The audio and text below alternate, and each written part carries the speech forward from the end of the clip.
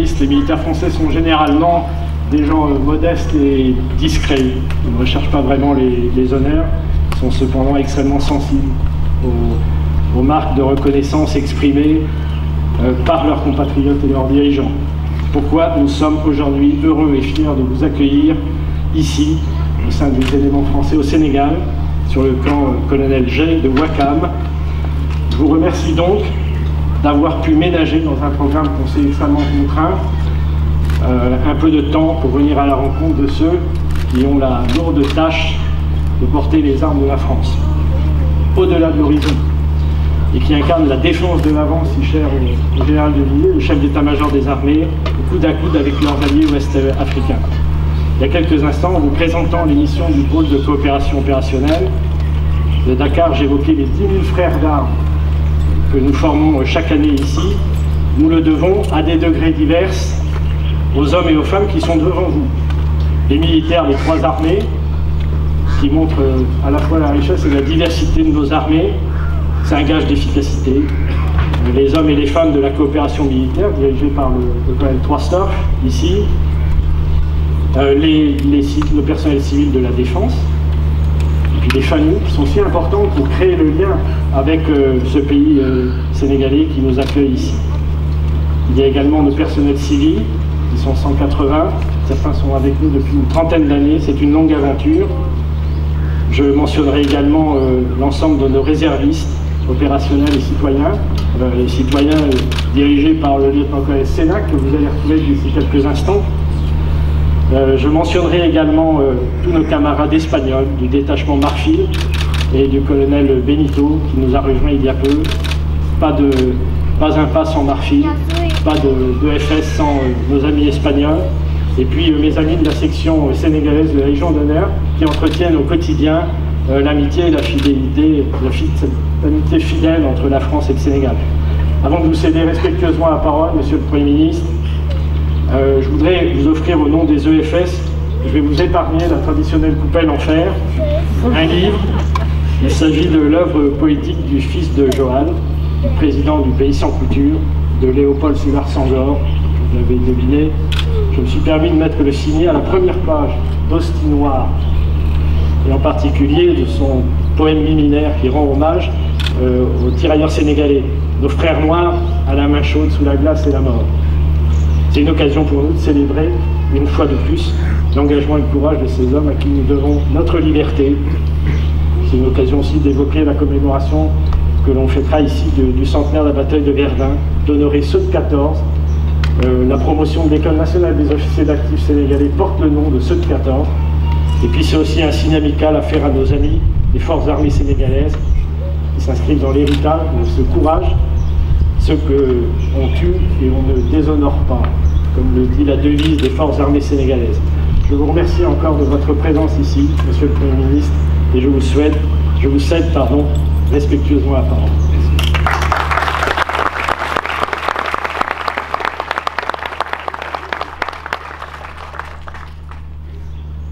Mon général, officier, sous-officier, militaire du rang, l'ambassadeur, mesdames, messieurs, chers enfants, merci mon général pour votre attention et vos mots. Je tiens à chaque fois que je le peux et je le souhaite, je l'ai fait en Jordanie, au Niger, au Tchad, au Mali, au Burkina Faso, aujourd'hui ici avec vous à Dakar, bientôt fin octobre en Côte d'Ivoire. Je souhaite donc à chaque fois rencontrer les troupes françaises, leurs familles souvent, pour leur dire toute la reconnaissance de nos concitoyens et mon admiration. Ils savent que vous agissez, mes compatriotes, chaque jour, à des milliers de kilomètres de la mère patrie, pour les protéger et pour défendre notre pays. Vous avez fait le choix de servir sous les drapeaux avec comme mot d'ordre, comme valeur, l'engagement, l'esprit d'équipe et la bravoure. Ce choix n'est pas facile dans le monde d'aujourd'hui. Et donc, il est infiniment respectable. Moi, comme chef du gouvernement, je veux du respect et de la considération pour nos armées et nos soldats. Face aux menaces qui grondent, nos armées sont notre rempart. Le rempart des libertés, des valeurs universelles que la France incarne dans le monde, et bien sûr ici, sur ce continent, auprès de nos alliés africains avec qui nous partageons ces valeurs. C'est particulièrement vrai au Sénégal. Votre mission, et vous venez de me le rappeler, est ici déterminante. Les éléments français au Sénégal, notre défense de l'avant, parce qu'ils rayonnent dans 7 pays, sont en effet un élément clé stratégique pour la stabilité de cette région. Chaque jour, vous remplissez les engagements de la France pour le maintien de la paix. Et nous venons d'évoquer notamment la situation au Mali. Vous formez de nombreux militaires des forces armées sénégalaises et des pays amis de l'Ouest africain pour les préparer à leurs engagements opérationnels. 10 000 soldats formés chaque année par les 350 hommes et femmes des éléments français au Sénégal. Chaque jour, vous anticipez et empêchez les crises dans une zone sensible. Chaque jour, vous êtes aux côtés de vos frères d'armes africains. Je sais qu'en ce moment, une centaine d'entre vous mènent des actions de formation, alors que vient de se terminer un exercice maritime d'ampleur au large de Cotonou avec les marines françaises, nigérianes, togolaises, ghanéennes et béninoises. Vos compétences, votre faculté d'adaptation aux besoins de nos partenaires sont reconnues et elles témoignent de votre engagement et d'un très grand professionnalisme. Vous avez su tisser une relation de confiance avec les pays africains avec lesquels nous coopérons, avec leurs armées, leurs populations. Et nous avons besoin de ce lien essentiel qui est bien sûr le fruit de l'histoire, de la langue, et qui est aussi le fruit, tout particulièrement, de l'opération réussie, de l'opération Serval en 2013 qui a forcé la reconnaissance des Maliens et des Africains, mais aussi l'admiration de nombreuses armées en Afrique et dans le monde.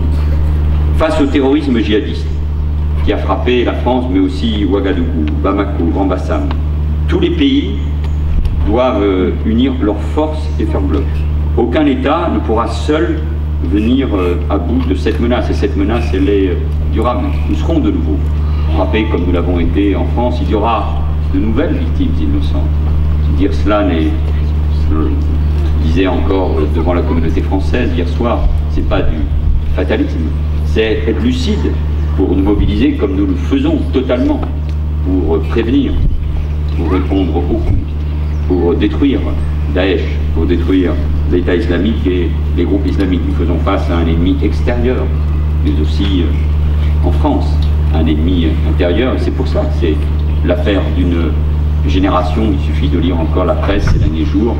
Malheureusement, ce sont des éléments que je connais et qui m'habitent totalement depuis que j'ai eu la responsabilité de la sécurité de notre pays comme ministre de l'Intérieur. Ce sont des milliers aujourd'hui de nos compatriotes, de nos concitoyens, souvent jeunes, parfois des femmes, parfois des convertis, qui sont dans ces processus de radicalisation. C'est une réponse globale, bien sûr, mais c'est une réponse forte que nous devons apporter. Le temps d'une forme d'insouciance, et vous les militaires, vous le savez, est révolu. Et derrière nous, beaucoup en métropole, dans l'Hexagone, souhaiteraient qu'on passe à autre chose, que nos débats politiques reprennent avec malheureusement la même insouciance et l'absence de sens de l'intérêt général. Et surtout les défis qui sont ceux de notre pays. Non, nous allons vivre avec ce terrorisme, avec cette menace, et nous avons besoin de cette résilience qui est celle du peuple français, après les terribles attentats que nous avons connus, avec cette résistance qui doit être la nôtre et que nous devons opposer au terrorisme. Je salue les autorités sénégalaises qui ont pris les mesures de coopération nécessaires. Je viens d'en parler encore avec le président Macky Sall. Il y a entre la France et le Sénégal, entre nos deux armées, un lien qui traverse les générations. Merci de l'avoir rappelé. Et je le mesurais encore il y a quelques jours en me rendant à Verdun pour le 100e anniversaire, le 13 septembre 1916, de la remise de la Légion d'honneur à la ville de Verdun par le président de la République d'alors, Raymond Poincaré. Les tirailleurs sénégalais, en effet, reposent dans la terre de France pour laquelle ils se sont battus, et nous ne devons jamais l'oublier, nous ne devons jamais oublier ce qu'ils ont donné pour notre pays à l'occasion des 2 conflits mondiaux. Ce lien, nous continuons aujourd'hui à l'entretenir. Et votre présence en est ici une belle illustration. Et je veux saluer bien sûr tous les amis sénégalais qui sont avec nous et qui se battent à nos côtés. À aucun moment, nous ne devons réduire notre effort. Nous savons où se cachent les djihadistes d'Al-Qaïda ou ceux de Boko Haram. Nous savons qu'ils sont liés au trafic qui traverse l'Ouest africain. Et nous continuerons avec les armées africaines à les combattre inlassablement. Nous combattrons et nous agirons aussi sans relâche pour le développement, l'éducation, la lutte contre la radicalisation, car c'est intimement lié. Si les capacités de nuisance des groupes terroristes ont été très sensiblement réduites, notamment dans la bande sahélo-saharienne, même si le risque d'attentat ne disparaît pas, nous l'avons vu encore au cours de ces derniers mois, c'est aussi grâce à vous qui agissez en synergie avec l'opération Barkhane et la mission Corinne dans le golfe des Guinées, d'ailleurs en étendant les coopérations. Nous avons évoqué le Ghana, mais aussi la Sierra Leone ou le Libéria, ce qui est nouveau et ce qui montre que la France est leader, et c'est reconnu par tous dans cette région. Face au terrorisme, nous avons besoin pour l'emporter, et nous l'emporterons, de chaque maillon de la chaîne. Mesdames et messieurs, peu d'armées au monde, peu d'armées, et soyons-en fiers.